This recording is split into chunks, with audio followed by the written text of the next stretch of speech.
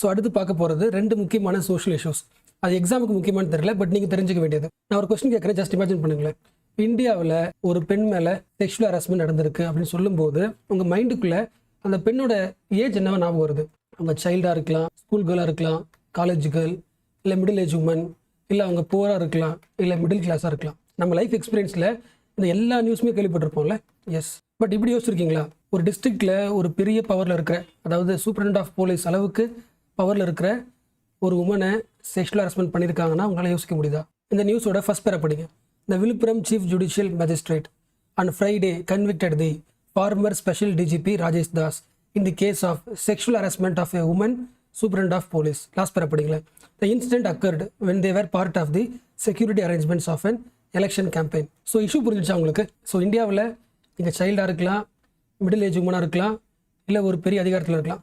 எங்கே இருந்தாலும் உங்கள் மேலே செக்ஷுவல் ஹராஸ்மெண்ட் நடக்குதுன்னா அப்போ இந்தியாவில் ப்ராப்ளம் எங்கே இருக்குது? என்ன கொஸ்டின் இன்னும் ஈஸியாக்குறேன். அதாவது ஒரு உமனுக்கு எஜுகேஷன் கொடுத்தாச்சு, எம்ப்ளாய்மெண்ட் கொடுத்தாச்சு, அண்ட் பொலிட்டிக்கலில் முக்கியமான போஸ்ட்டும் கொடுத்தாச்சு, அதிகாரமும் வந்துருச்சு. இவ்வளோ ரிஃபார்ம் பண்ணியும் ஒரு கேர்ள் மேலே செக்ஷுவல் ஹராஸ்மெண்ட் நடக்குதுன்னா ப்ராப்ளம் எங்கே இருக்குது? ஸோ இந்தியாவில் ப்ராப்ளம் எங்கே இருக்குன்னா அதோட சிஸ்டத்தில் இருக்குது. அப்போ இந்தியாவோட சிஸ்டம்க்கு பேர் என்ன? Patriarchal system. ஸோ அப்படின்னா என்ன அர்த்தம்? ஒரு கண்ட்ரியில் பேட்ரியார்கியல் சிஸ்டம் இருந்துச்சுன்னா அங்கே ரன் ஆகிற எல்லா இன்ஸ்டியூஷனும் யாருக்கு சப்போர்ட்டாக இருக்குன்னா மேலுக்கு தான் சப்போர்ட்டாக இருக்கும். இன்ஸ்டியூஷனாக புரியுதா? ஃபார் எக்ஸாம்பிள் எஜுகேஷன், அதாவது ஸ்கூலாக இருக்கலாம், இல்லை வேலை செய்கிற ஆஃபீஸாக இருக்கலாம், இல்லை மேரேஜாக இருக்கலாம், ரிலீஜனாக இருக்கலாம், இல்லை இப்போ இந்தியாவில் வச்சுக்கோன்னா கேஸ்ட்டாக இருக்கலாம். இது எல்லாமே இன்ஸ்டியூஷன்ஸ். இது எல்லாமே உங்கள் லைஃப் இம்பாக்ட் பண்ணுது. இந்த எல்லா இன்ஸ்டியூஷனுமே யாருக்கு வந்து ப்ரிவிலேஜாக இருக்குன்னா மேலுக்கு ப்ரிவிலேஜாக இருக்கும். ஃபார் எக்ஸாம்பிள் இப்போ வந்து மேரேஜ் வச்சுக்கலாம். மேரேஜ்ன்றது ஒரு முக்கியமான இன்ஸ்டியூஷன். அப்போது ஒரு மேல் ஃபீமேலுக்கு மேரேஜ் நடக்குதுன்னா ஃபீமேல் என்ன பண்ணி ஆகணும்? டவுரி கொடுத்தாகணும். அந்த மேல் வந்து பெரிய பெரிய போஸ்ட்டில் இருக்கிற அளவுக்கு டவுரி ஆகிட்டே இருக்கும், அதிகமாகிட்டே இருக்கும். அப்போது ஒரு மேரேஜ் யாருக்கு ப்ரிவிலேஜாக இருக்குது? மேலுக்கு ப்ரிவிலேஜாக இருக்குது. இப்போ ஃபேமிலி வச்சுக்கலாம், ஃபேமிலின்ற சிஸ்டம். அப்போ அங்கே யாருக்கு அதிக பவர்? அம்மாவுக்கு அப்பாக்குன்னா அப்பாவுக்கு அதிக பவர். ஸோ எந்த இன்ஸ்டியூஷன் எடுத்தாலும் நீங்கள் வேலைக்கு போனாலும் அந்த ஆஃபீஸில் ஹெட் மோஸ்ட்லி யார் இருப்பா? ஒரு மேல் இருப்பாங்க. அப்போ இந்த சிஸ்டத்துக்கு பேர் தான் பேட்ரியார்கியல் சிஸ்டம். ஸோ ஒரு கண்ட்ரியில் பேட்ரியார்கியல் சிஸ்டம் இருக்கும்போது அங்கே வந்து ஒரு பெண்ணுக்கு கம்ப்ளீட் இண்டிபெண்டன்ஸ் கிடைக்காது. அப்போ இந்த பேட்ரியார்கியல் சிஸ்டம் இந்தியாவில் ஏன் வந்துச்சு? அதோட காரணம் என்ன? அதோட ரூட் என்னென்னு தேடினா அது எங்கே இருக்குது? இந்து சிஸ்டத்தில் இருக்குது. இந்து சிஸ்டம்ன்றது என்னது? இந்தியாவோட ரிலிஜியன், அதுதான் இந்தியாவோட கல்ச்சர். அப்போது இந்தியாவோட கல்ச்சுரல் சிஸ்டம் வந்து தவறாக இருக்குதுன்னு வச்சுக்கலாம், இல்லை மேலுக்கு ப்ரிவிலேஜாக இருக்குன்னு வச்சுக்கலாம். அப்போது நீங்கள் பண்ண வேண்டியது இந்தியாவோட கல்ச்சுரல் சிஸ்டத்தை ரிஃபார்ம் பண்ணணும், மாடர்னைஸ் பண்ணணும், இல்லைனா பேட்ரியார்கியல் சிஸ்டத்தை டீகோட் பண்ணணும், இல்லை பிரேக் த்ரூ பண்ணணும். ஏன் பேட்ரியார்கியல் சிஸ்டத்தை பிரேக் த்ரூ பண்ணணும்னா இதை அப்படியே விட்டுட்டிங்கன்னா இந்த சிஸ்டம் என்ன பண்ணிட்டே இருக்குன்னா நிறைய விஷயங்களை உருவாக்கிட்டே இருக்கும். ஃபார் எக்ஸாம்பிள் ஃபஸ்ட்டு ஃபியூச்சரில் ஏதாவது ஒரு இன்ஸ்டியூஷன் உருவாக வச்சுக்கலாம். For example artificial intelligence, internet வச்சுக்கலாம், இல்லை ரோபோட்டிக்ஸ். அடுத்த புதுசாக ஃபீல்டு எந்த ஃபீல்டு வந்தாலுமே அந்த ஃபீல்டுக்குள்ளே எது உள்ளே போயிடும்? பேட்ரியார்கியல் சிஸ்டம் வந்துடும். அதாவது ஃபார் எக்ஸாம்பிள் இப்போ இன்டர்நெட்டில் அதிகமாக வந்து ஆன்லைன் ஹராஸ்மெண்ட் நடக்கிறது யாருக்குன்னா ஃபீமேல் தானே. ஸோ எல்லா இன்ஸ்டியூஷன் இதுக்கப்புறம் உருவாகிற எல்லா இன்ஸ்டியூஷனுக்குள்ளேயும் அந்த பேட்ரியார்கி உள்ளே போயிடும். அப்போ நீங்கள் அதை அபாலிஷ் பண்ணுற வரைக்கும் ஃபியூச்சரில் இருக்கிற 100 ஜென்ரேஷனுக்கு அப்புறமும் அதுக்குள்ளே என்ன இருக்கும்? அந்த பேட்ரியார்கல் மைண்ட் செட் வந்துடும். ரெண்டாவது, பேட்ரியார்கல் சிஸ்டம் இருந்துச்சுன்னா அங்கே ஒரு கான்செப்ட் ஒர்க் ஆகும். அதுக்கு பேர் வந்து ஆப்ஜெக்டிஃபிகேஷன் சொல்லுவாங்க ஷார்ட்டாக, இல்லைனா ஆப்ஜெக்டிஃபிகேஷன் செக்ஷுவலைசேஷன் சொல்லுவாங்க. அதாவது எந்த ஊரில் பேட்ரியார்கல் சிஸ்டம் இருக்கோ அந்த ஊரில் கேர்ள்ஸை வந்து ஜஸ்ட் ஆப்ஜெக்டாக பார்ப்பாங்க. யார் பார்ப்பா?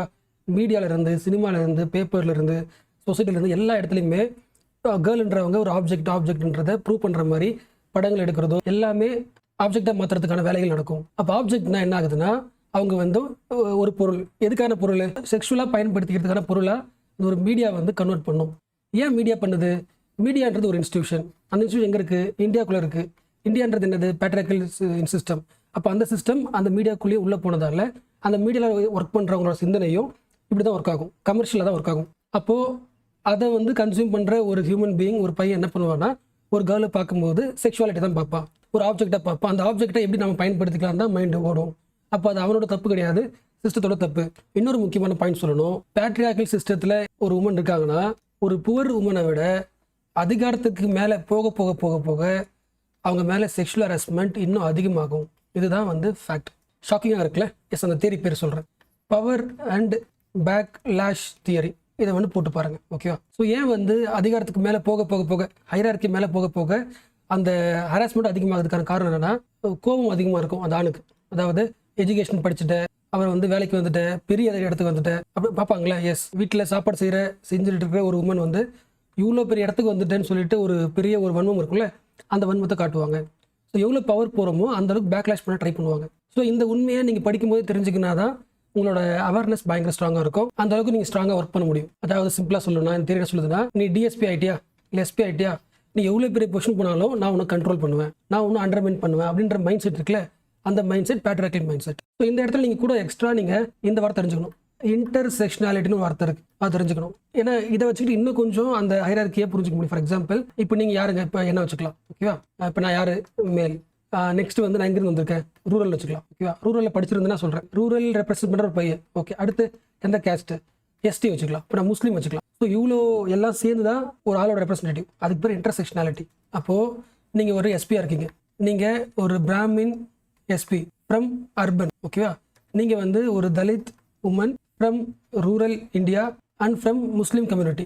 இப்போ நீங்கள் எஸ்பி ஆகுறீங்கன்னா 2 பேருமே பவரில் இருக்காங்க. பட் யாருக்கு அதிகமான வயலேஷன் இருக்குன்னா இந்த உமனுக்கு இருக்கும். அதாவது எந்த அளவுக்கு நீங்கள் சோஷியல் ஆர்டரை பிரேக் பண்ணி மேலே வரீங்களோ அந்த அளவுக்கு உங்களுக்கு பிரச்சனை சொல்லுவாங்களே, அந்த தியரி தான் அந்த தியரி.